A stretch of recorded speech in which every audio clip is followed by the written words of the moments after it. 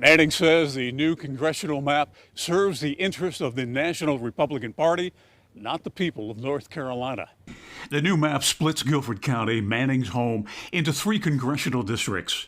One runs all the way down to the Charlotte Motor Speedway, a second reaches past Raleigh, and a third extends to the Blue Ridge Parkway near Tennessee. Well, and I'll say this, Kathy Manning will not be able to win a seat. I mean, she just won't. The head of Common Cause North Carolina says lawmakers failed to make the map drawing process transparent. He says the only solution is reform. But as long as lawmakers can draw their own maps, you're going to have skewed, gerrymandered districts. And that's, again, what I am seeing is where we are headed this time.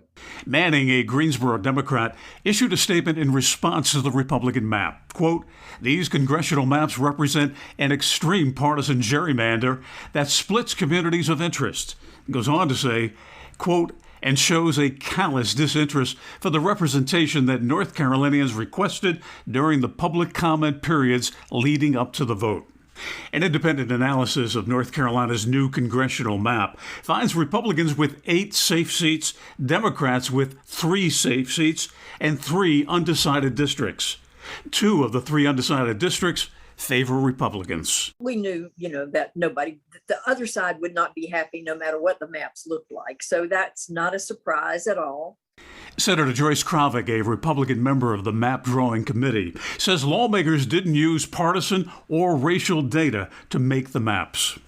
I think it was very fair, even though it's, not what a lot of people want. It's not what many of us want, but it was as fair, I think, as we could make it. Common Cause North Carolina's director says the new congressional map means that the triad, which voted Democratic in the last 5 presidential elections, will likely not have a Democrat in the U.S. House. And the way it's now divided, it'll be represented by 4